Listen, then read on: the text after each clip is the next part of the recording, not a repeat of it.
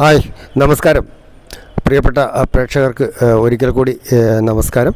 നമ്മളിപ്പോൾ യാത്ര പോയിക്കൊണ്ടിരിക്കുന്നത് കർണാടകയിലെ കൊല്ലൂർ ശ്രീ മൂകാംബിക ക്ഷേത്രത്തിൻ്റെ സന്നിധിയിലേക്കാണ്. നമ്മൾ ആദ്യം പോകുന്നത് കുടജാദ്രിയിലേക്കാണ്. അതുകൊണ്ട് തന്നെ ഈ വീഡിയോ മുഴുവനായും കാണാനും അതുപോലെ തന്നെ ആദ്യമായിട്ടാണ് നിങ്ങൾ ഈ വീഡിയോ കാണുന്നതെങ്കിൽ സബ്സ്ക്രൈബ് ചെയ്യാനും മറക്കരുത്. കാരണം ഒരുപാട് വിലപ്പെട്ട വിവരങ്ങൾ ഈ വീഡിയോ വഴി നിങ്ങൾക്ക് ലഭിക്കുന്നതാണ്. വീഡിയോ സ്കിപ്പ് ചെയ്യാതെ അവസാനം വരെ കാണാൻ ശ്രമിക്കുക.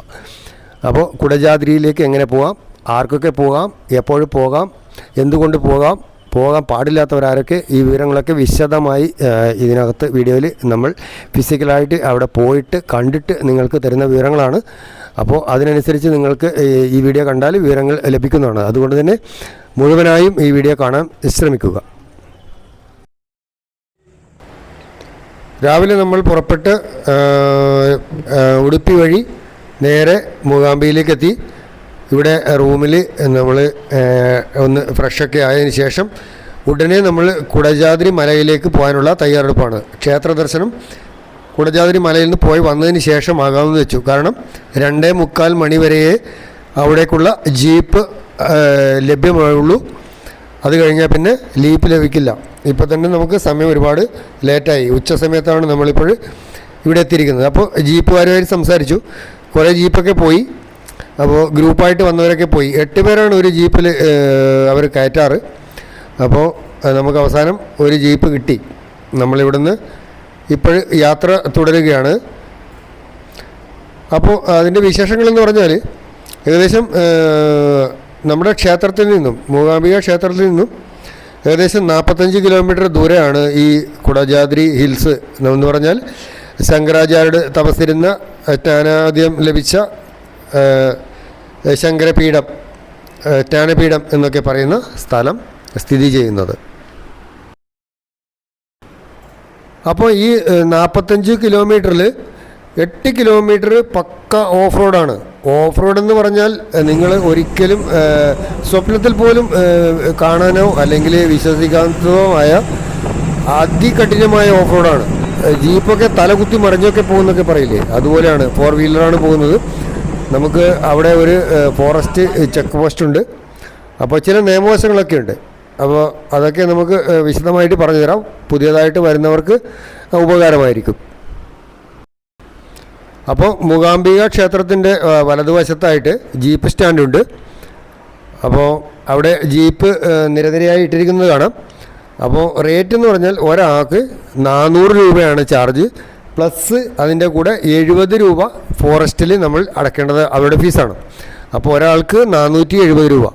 നിങ്ങൾ ഒരു ഫാമിലിയോടെ വരികയാണെങ്കിലും നമുക്ക് 8 പേർക്കാണ് ചാർജ് ചെയ്യുക. അപ്പം 470 × 8 അത് എത്രയാണോ വരുന്നത് അതാണ് അവർക്ക് കൊടുക്കേണ്ടത്. നിങ്ങൾ 2 ആൾ പോയാലും ഒരാൾ പോയാലും 8 പേര് പോയാലും ആ ഒരു റേറ്റ് കൊടുത്തേ മതിയാവും. പിന്നെ പറയാനുള്ളത്, നമുക്ക് ഇവിടുന്ന് സ്നാക്സോ പിന്നെ വാട്ടർ ബോട്ടിൽ വെള്ളമൊക്കെ കൊണ്ടുപോകാം. പക്ഷേ ചെക്ക് പോസ്റ്റിൽ അതിന് ഒരു 50 രൂപ, ഒരു വാട്ടർ ബോട്ടിലിന് 50 രൂപ അവിടെ അഡ്വാൻസ് ഡിപ്പോസിറ്റ് ചെയ്യണം.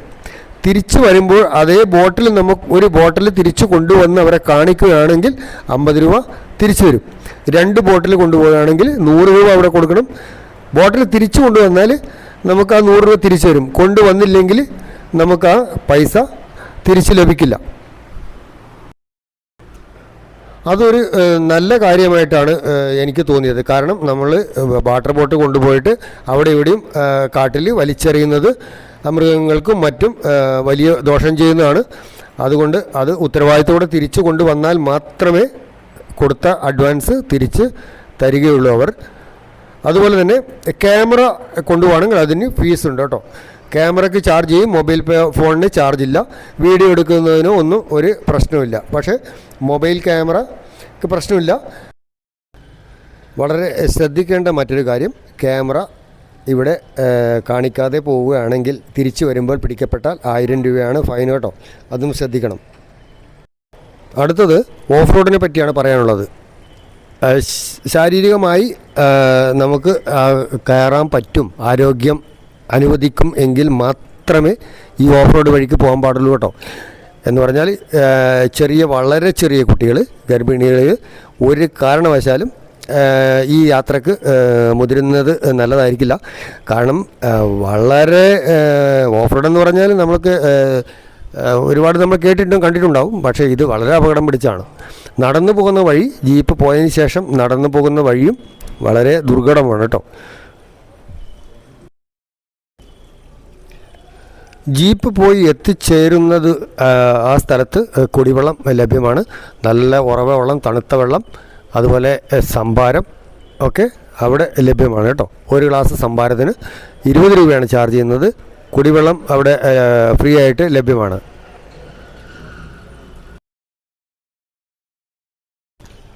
മറ്റൊരു പ്രധാനപ്പെട്ട കാര്യം പറയാനുള്ളത്, ഇവിടുന്ന് ജീപ്പ് രാവിലെ 6:45 സ്റ്റാർട്ട് ചെയ്യും. ഉച്ചയ്ക്ക് ശേഷം 2:45 വരെ കാണും. അതിനുശേഷം ജീപ്പ് സർവീസ് ഇല്ല കേട്ടോ. ഏകദേശം 5 മണിക്കൂർ വേണം ഒരു ട്രിപ്പ് പോയിട്ട് വരാൻ. അവിടെ മുകളിലെത്തിയാൽ 1.5 മണിക്കൂർ നമുക്ക് സമയം അനുവദിച്ചിട്ടുണ്ട്. ആ 1.5 മണിക്കൂറിനുള്ളിൽ മുകളിൽ പോയി ശങ്കരപീഠം സന്ദർശിച്ച് തിരിച്ചു വരണം. അവിടുന്ന് ലേറ്റാകുന്നതിന് അവർ ചാർജ് ചെയ്യുന്നതാണ് കേട്ടോ. ലേറ്റാകുന്നത് പോലെ ചാർജ് ചെയ്യുന്നതാണ്. കാരണം അവർക്ക് പെട്ടെന്ന് തിരിച്ച് വന്നിട്ട് വേണം വീണ്ടും ട്രിപ്പ് പോകാൻ. നമ്മളെ കൊണ്ട് അവർക്ക് ബുദ്ധിമുട്ടുണ്ടാകാൻ പാടില്ല. ഇവിടെ മൊത്തം ഈ കുടജാദ്രി സർവീസിലുള്ള 148 ജീപ്പുകളാണ് സർവീസ് ഉള്ളത് കേട്ടോ. അവർക്കാണ് അതിൻ്റെ പെർമിഷൻ കൊടുത്തിരിക്കുന്നത്. വേറെ വാഹനങ്ങൾക്ക് ഒന്നും തന്നെ ഫോറസ്റ്റിനകത്തേക്ക് പ്രവേശനം ഇല്ല.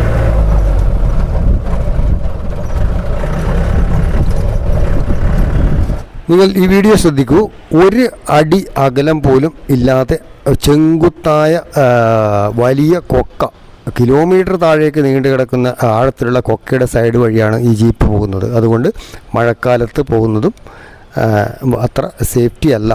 അതുകൊണ്ട് വളരെ ശ്രദ്ധിച്ച് വേണം ഈ റൂട്ടിലൊക്കെ പോകാൻ കേട്ടോ. പക്ഷേ കൊച്ചു കുട്ടികളും വരും, എല്ലാവരും പോകുന്നതാണ്. പക്ഷേ എന്നാലും നമ്മൾ ഒന്ന് ശ്രദ്ധിക്കുന്നത് നല്ലതായിരിക്കും. നന്നായിട്ട് മുറുക്കി പിടിച്ച് വേണം വണ്ടിയിൽ ഇരിക്കാൻ.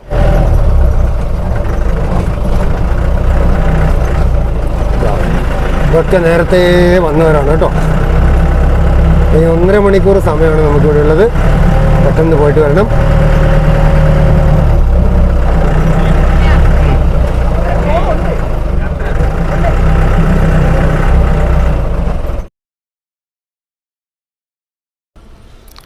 ഇവിടം വരെയാണ് ജീപ്പിന് അനുവദിച്ചിരിക്കുന്ന സ്ഥലം. ഇവിടുന്ന് അങ്ങോട്ട് പോകാൻ വഴിയില്ല. ഇവിടം വരെ ജീപ്പ് വരും. ഇവിടുന്ന് അങ്ങോട്ട് നടന്നു തന്നെ പോകണം. ഇവിടുന്ന് നമ്മൾ ഒരു മിനിമം സ്പീഡിൽ നടന്ന് പോവുകയാണെങ്കിൽ 1/2 മണിക്കൂർ കൊണ്ട് ശങ്കര പീഠത്തിൽ എത്താൻ സാധിക്കും. അതുപോലെ ഇറങ്ങി വരാൻ 1/2 മണിക്കൂർ അവിടെ ഇരുന്നോ സൈറ്റൊക്കെ കാണാനുള്ള സമയം 1.5 മണിക്കൂറാണ് സമയം അനുവദിച്ചിരിക്കുന്നത്. അപ്പോൾ ജീപ്പിൻ്റെ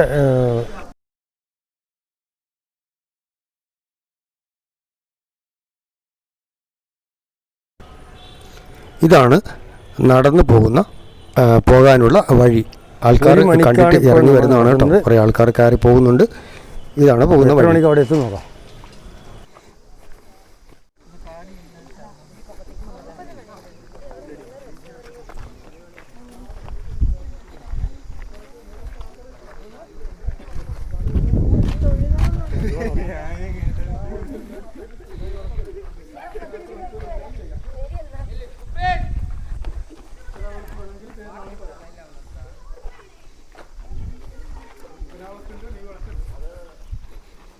ഇത് മലയിൽ നിന്ന് ഒഴുകി വരുന്ന നല്ല ശുദ്ധവെള്ളമാണ്. ശരിക്കും കോരി കുടിക്കാം കേട്ടോ. ഇതാ ഒഴുകി വരുന്ന വെള്ളം കണ്ടോ മലയുടെ. ഉറവയാണ്, നല്ല ഉറവ വെള്ളം. കുടജാദ്രി മലയിലുകൾ കയറ്റം കയറുവാണേ.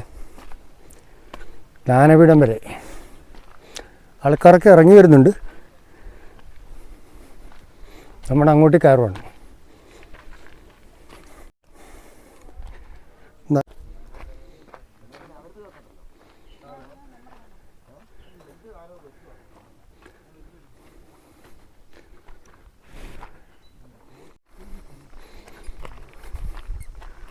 താഴോട്ടൊന്നും കാണാൻ മേലല്ലേ, പുക പോലെ ഉച്ച സമയത്ത് വന്നാൽ അതാ പ്രശ്നം. അതേതോ ഗ്രാമം ആർക്കറിയാലേ.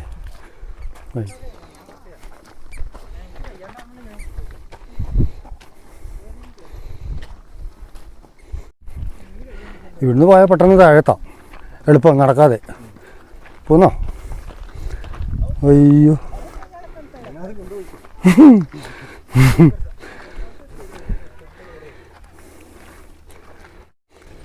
ഈ നടന്നു പോകുന്ന വഴി ഒന്ന് നിങ്ങൾ വീഡിയോയിൽ ശ്രദ്ധിക്കുക.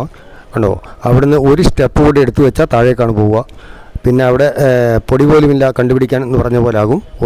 ഒന്നും കാണില്ല, അത്രയും അപകടം പിടിച്ച. സൈഡിലൂടെ ഒരു സേഫ്റ്റി ഹാൻഡ് റെയിലോ അങ്ങനെയുള്ള വേലികളോ അങ്ങനെയുള്ള ഒരു സേഫ്റ്റിക്കായുള്ള സുരക്ഷാ മാർഗ്ഗങ്ങളോ ഒന്നും തന്നെയില്ല. കണ്ടോ, ഒന്ന് കാലിൽ തട്ടിയിട്ട് ഒന്ന് തള്ളിപ്പോയി കഴിഞ്ഞാൽ താഴോട്ട് പോകും. അത് ചെങ്കുത്തായ കൊക്കയാണ് കേട്ടോ, താഴേക്ക് ഏകദേശം കിലോമീറ്റർ താഴേക്കുള്ള കൊക്കയാണെന്ന് പറഞ്ഞല്ലോ, അതാണ്. അപ്പോൾ മഴക്കാലത്തൊക്കെ വരുമ്പോഴും ശ്രദ്ധിച്ച് വഴി നോക്കി കാലൊന്ന് തട്ടാതെ വീഴാതെ ശ്രദ്ധിച്ച് വേണം നടന്നു പോകാൻ.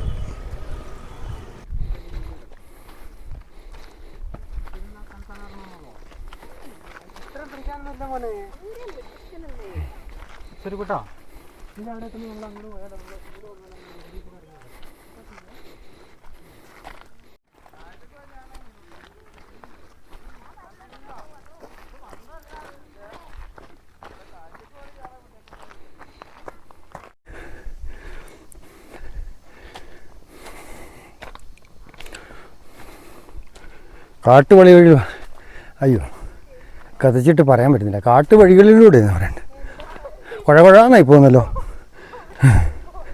വാ,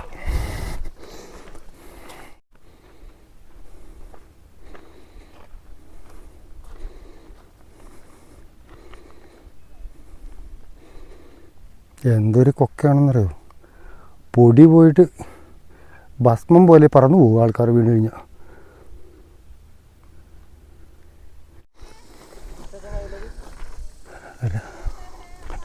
അങ്ങനെ നമ്മൾ നടന്ന് ജ്ഞാനപീഠത്തിലെത്തി. ശ്രീ ശങ്കരാചാര്യർക്ക് ജ്ഞാനോദയം കിട്ടിയ സ്ഥലമാണ് കേട്ടോ. ശങ്കരാചാര്യർക്ക് ജ്ഞാനോദയം ലഭിച്ച ജ്ഞാനപീഠം കുടജാദ്രി മലയുടെ ഏറ്റവും ടോപ്പാണ്.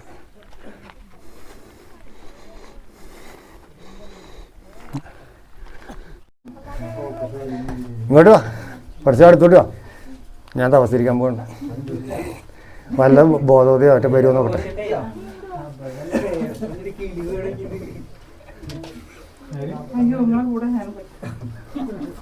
കണ്ടല്ലോ എന്ന് പറഞ്ഞത്, ഫോട്ടോയിൽ കണ്ടത് നേരിട്ട് കണ്ടു അല്ലേ? മോനോട് ഇരുന്നു.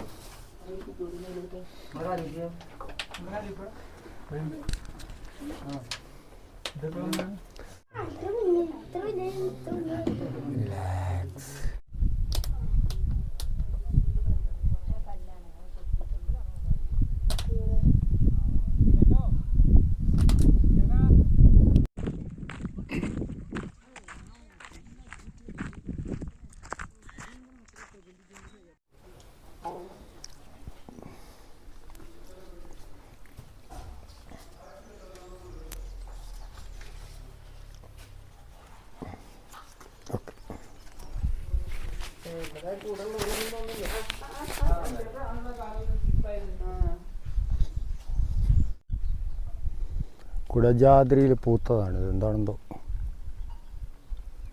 മാവും പൂക്കല പോലെ ഉണ്ടല്ലേ.